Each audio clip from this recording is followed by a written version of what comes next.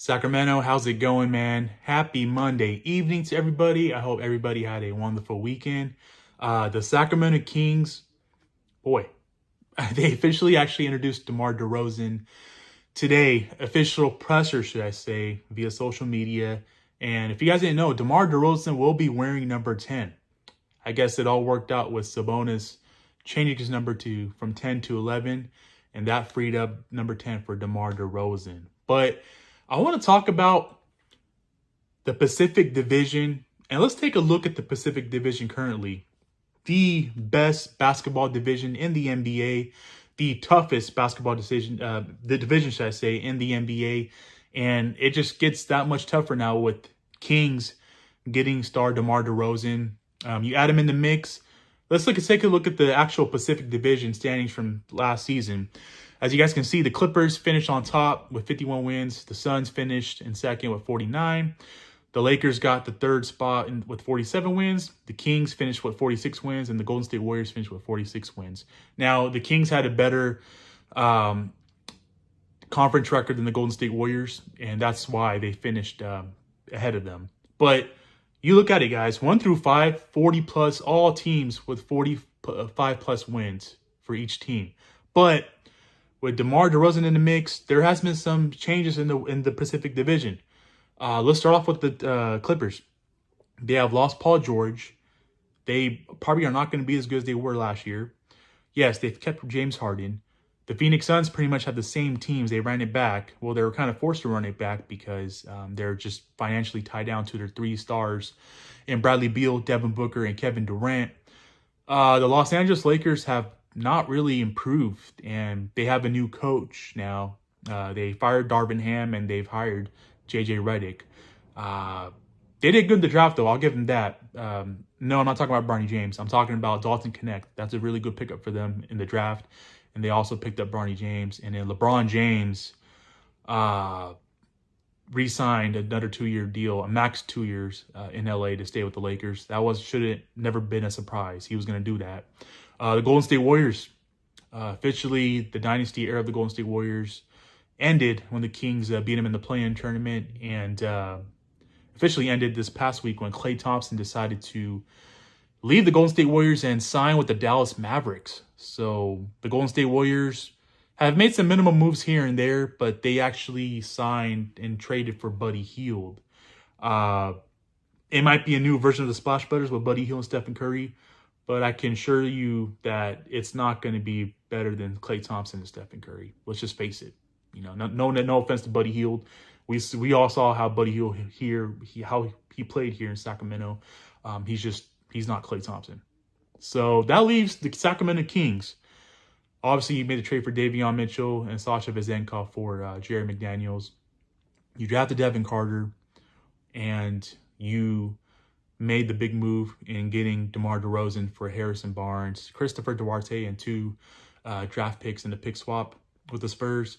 So DeMar DeRozan with the Kings, I think the Kings are clearly the best team in California, and let alone the best team in the Pacific Division. I think they're going to be better than the Clippers. As where it stands right now currently, the Kings are better than the Clippers. The Kings are better than the Suns. The Kings are miles ahead of the Lakers. The Kings are miles ahead of the Golden State Warriors. That's just crystal cut and clear. And I'm not, just because I'm biased towards the Kings, if I was an actual outside fan looking into the Pacific Division, I would say it. It's common sense. The Kings have made the biggest move at all the teams in the division.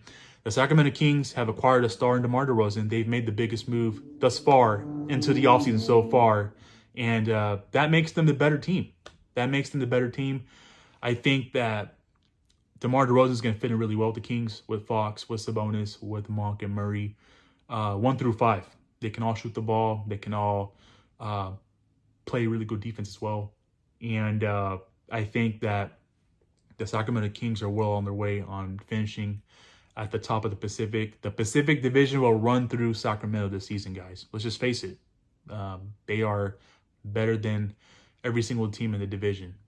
And, you know, despite winning 46 games last year, they slipped towards the end of the season. It was frustrating. As a fan, as a content creator, it was frustrating to see them not make the playoffs and miss out by a game. because obviously they weren't at full strength. Herter went down with a shoulder injury, out for the year. Malik Monk hurt his knee, and he was out for the year. They didn't have that third legit scorer next to Fox and Sabonis. Murray was very inconsistent. He showed flashes, but he wasn't consistent offensively. That doesn't mean that Murray's not going to be consistent this upcoming year, because the main goal is to have Keegan Murray average 18 to 20 points a game and be more consistent with his play offensively.